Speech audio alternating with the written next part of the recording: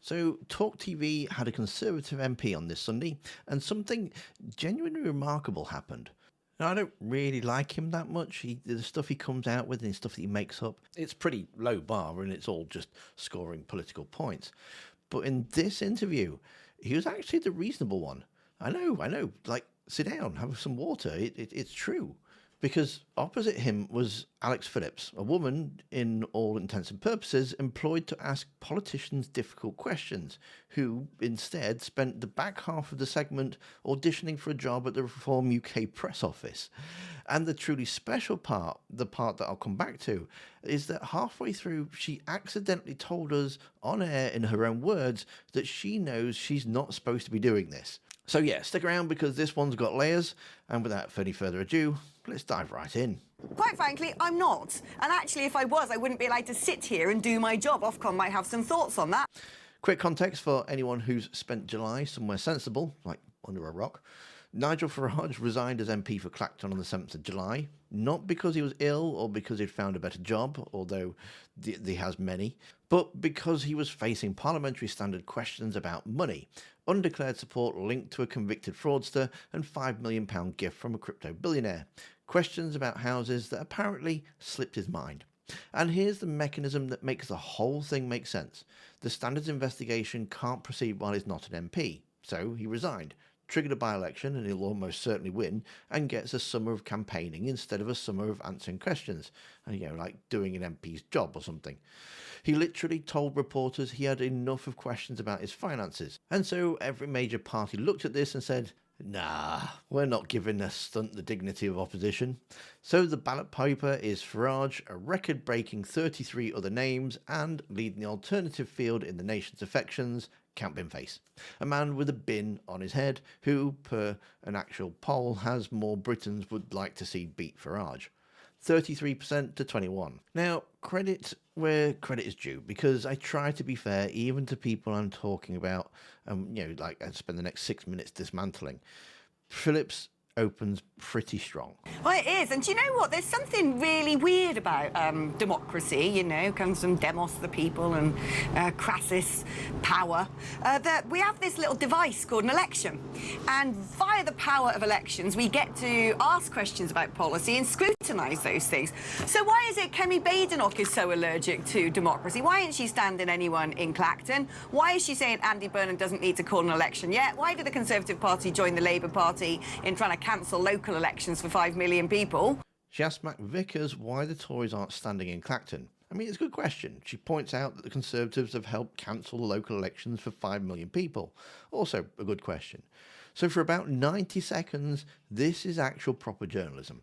And Vickers, and I can't stress enough how weird this feels to say, gives a perfectly coherent answer. That there are rules, and reform. There are rules in place in this country to stop politicians taking money, not disclosing it, secretly taking money from all sorts of wealthy people, whether they be convicted fraudsters or not.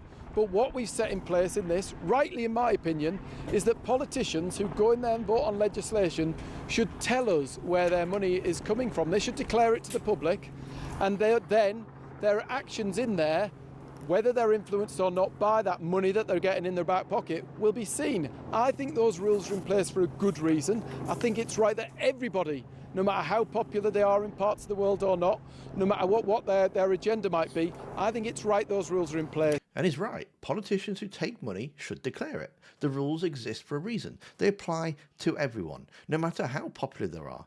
And when she pushes on him on this directly... Anyway, regardless of whether you like the fact he called that by-election or not... If he broke the rules... Well, shouldn't you stand in it? If he broke the rules, then he should face the sanctions. Anybody who breaks the rules should face those sanctions. If he has broke the rules, the by-election does take place in September, October, we'll fight that by-election. And that's it. That's the whole position. That's the sort of thing you expect literally any functioning adult to agree with. And then this is where Phillips changes. It's almost like she just kind of goes nuts. Because the moment Vickers says rules apply to everyone, including Nigel Farage, she stops interviewing him and starts prosecuting him. Why won't you understand? Why are you boycotting democracy? Why you are the establishment? And Vickers, slightly baffled, keeps repeating the same answer while she talks over him about bins. And then comes my favourite moment in the entire segment. She declares that she doesn't support any party. Yeah, right. I mean, she supports the people. And Vickers clearly isn't buying it, because she then says this. I'll tell you what I like. I'll tell you who I support. I'll tell you where I put all of my, gumph.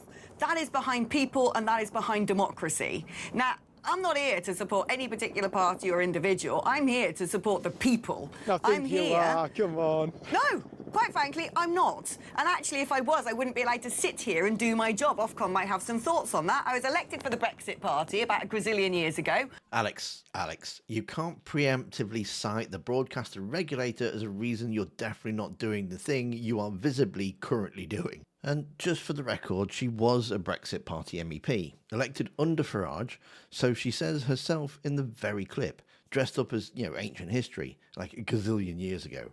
It was just 2019, Alex. You've got yoghurt older than your journalistic neutrality. Meanwhile, the bin discourse reaches its natural peak. The debate I want. If people want to go and argue with a bin, they're welcome to get on with it. But you guys are allowing yourself to be represented by a bin. You are the bin. Can't you see that? You are the bin. You've all decided you want bin to represent you. I just think that's mad. An elected official turned broadcaster trying to claim that the Conservative Party MP is the bin. And Vickers, to his enormous credit, just restates his position, calmly, again and again. If there is a perception that they broke the rules, they should answer the questions. If Nigel Farage hasn't broken any of the rules, if he's declared things appropriately, if he hasn't took money from sources he shouldn't have, then the commissioner, the independent standards commissioner, would find that and there wouldn't be a by-election in September, October. This thing that's going on all summer, arguing with a bin, it's a bit of a sideshow. It's a distraction from the issues that this country is facing. So then the interview wraps up and Vickers leaves, probably to have a beer or something, or lie down. And Phillips goes full-on crazy, starting with a lovely bit of no offence, but. Tim. I just feel like everyone was laughing in my face. You are absolutely right. Matt Vickers was entirely disingenuous. I've met Matt. Lovely fellow, entirely disingenuous, the full English backhanded of compliments. And then it just escalates from there.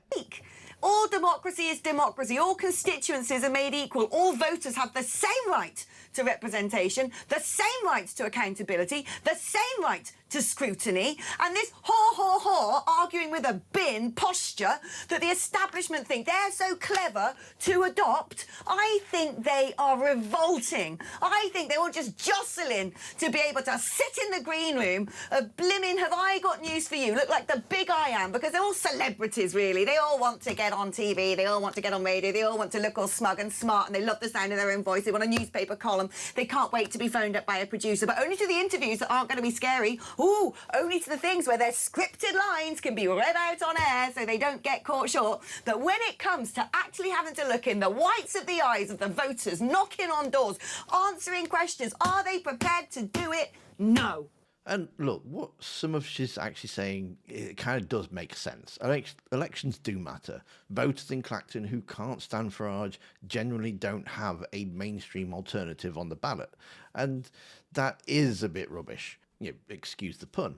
But if she'd made that point as criticism of everyone, including Farage, well, then fine. But she doesn't, because her framing requires you to forget why there's a by-election. Nobody cancelled an election on Farage. Farage manufactured one to pause an investigation into his own finances. Complaining that the other parties won't participate in his procedural escape hatch is like complaining that the Fire Brigade won't judge your arson for the artistic merit. Now, there is a moment in this monologue that I'm not going to be funny about because it doesn't deserve to be funny. Anne Widdecombe was murdered at home in Devon earlier this month, and counter-terrorism investigation is ongoing. Whatever you thought of her politics, she was still a 78-year-old woman killed in her own home, and that's horrifying. But here's what they do with that. And we know that he's said that £5 million was for his personal security. Are you telling me in the wake of Anne Widdecombe's murder that that's not justified?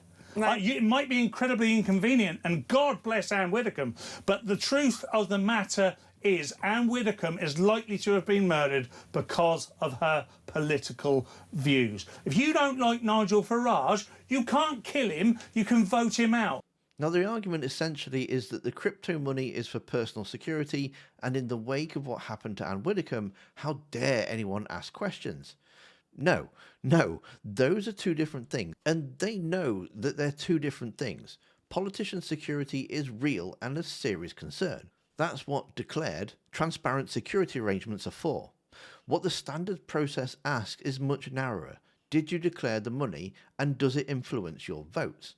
Invoking a murdered colleague to make a transparency question feel indecent is an emotional human shielding days after her death, and it should be beneath anyone holding a broadcast license. And then, having wrapped herself in the flag of neutrality earlier... there was nothing, I will stand by this, there is nothing illegal in what Nigel Farage has done. Zero That's about whether illegal. or not a technicality if of you don't reportage like happened. the person... The investigation, the one that exists specifically to determine that question, the one that resumes the moment he's re-elected, hasn't concluded. It hasn't been able to run because he resigned to stop it. But the impartial journalist, who supports no party, who supposedly fears the wrath of Ofcom, has already published her verdict. 0. Case closed, nothing to see. Move along. That's the whole segment in one sentence, really. She spent 20 minutes demanding Matt Vickers submit Farage to scrutiny of democracy, and then the one form of scrutiny she won't tolerate is the actual existing formal one. So on August 13th, Clacton will almost certainly send Nigel Farage back to Parliament, at which point the Standards investigation switches back on, and we have to do all of this over again. The bin was never the joke. The bin was the only honest thing on the ballot. At least Count Binface tells you up front he's a comedy act. And did you see what they did there? They tried to link Anne Widdecombe's death with Nigel Farage's $5 million gift, which is exactly what Dan Hodges of the Mail said they would do, which you can see in the video that's on screen now. Thanks for watching. Don't forget to hit that like button, and I'll see you next time.